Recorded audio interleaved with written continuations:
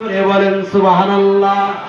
ওই রাস্তার মধ্যে যারা থাকবে বাবা, জেনে রাখবেন ওই রাস্তার ভিতরে যারা থাকবে, আমার আল্লাহ পাক বলেছেন, আমার নবী আপনি বলে দেন ওই রাস্তার ভিতরে যারা থাকবে, ওই রাস্তার ভিতরে একজন মানুষ যদি আমার নবীর একটা আদর্শ মানে, আমি আল্লাহ আপনার মাধ্যমে ঘোষণা করে দিলাম, প্রত্যেকটা আদর্শ মানার কারণে 100 শহীদের সওয়াব দিয়ে দিব। আরো জোরে কোন সুবহানাল্লাহ।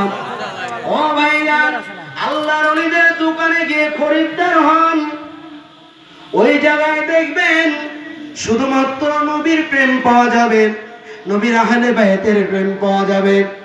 ওই দোকানের ভিতরে আল্লাহওয়ালাদের প্রেম মোহাব্বত পাওয়া যাবে।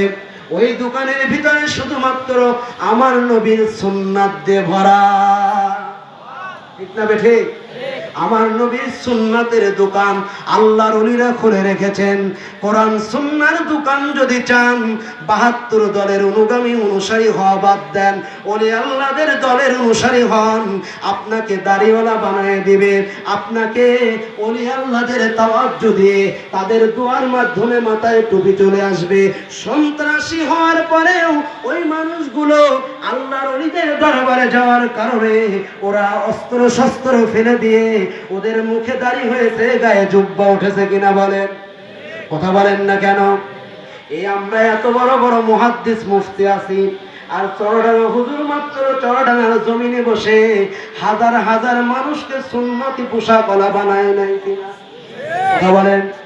কিন্তু আমরা মাদ্রাসার পড়ানোর পরে বুখারি খুলে পড়াচ্ছি, তারপরে আমাদের ছাত্ররা কামেল ক্লাসে পড়ার পরেও ওরা দাঁড়ায়া পেশাব করে।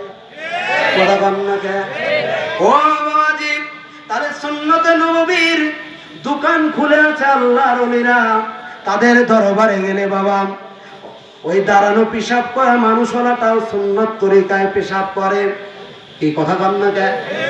কিন্তু ও বাবা, এই মাদ্রাসা এখানেই তো আছে, বেশি দূর না। আপনার এলাকার মাদ্রাসায় পড়ুয়া ছাত্রদের তাকান, ওদের মুখের দাড়ি বড় হয় না। কথা বলেন না কেন?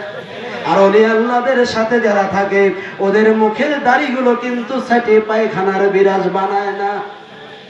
এই ঠিক না বেঠে?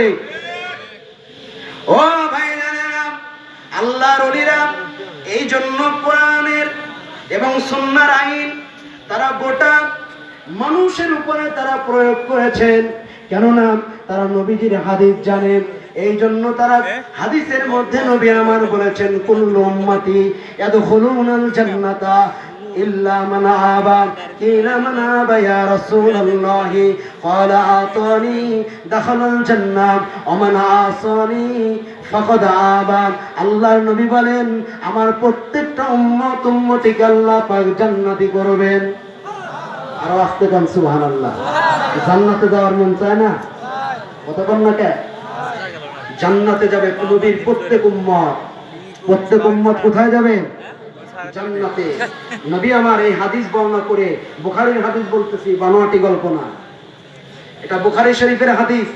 নবী আবু হুরায়রা রাবী, নবী বলেছেন, আমার প্রত্যেক উম্মত জান্নাতি হবে ইল্লা মান আবা, তবে অস্বীকারী জান্নাতে যাবে না। সাহাবীরা প্রশ্ন করলে, ইয়া রাসূলুল্লাহ, সে অস্বীকারী কারা? নবী বললেন, মান আতানি দাখালাল জান্নাহ। আল্লাহু আকবার বলেন। দুই হাত তুলে বলেন আল্লাহু আকবার।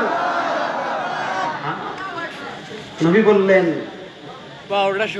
মান আতানি দাখালাল জান্নাহ, যে উম্মত আমি রাসূলের অনুগত সে জান্নাতি হবে। আর আস্তে বলেন সুবহানাল্লাহ। আরে নবীর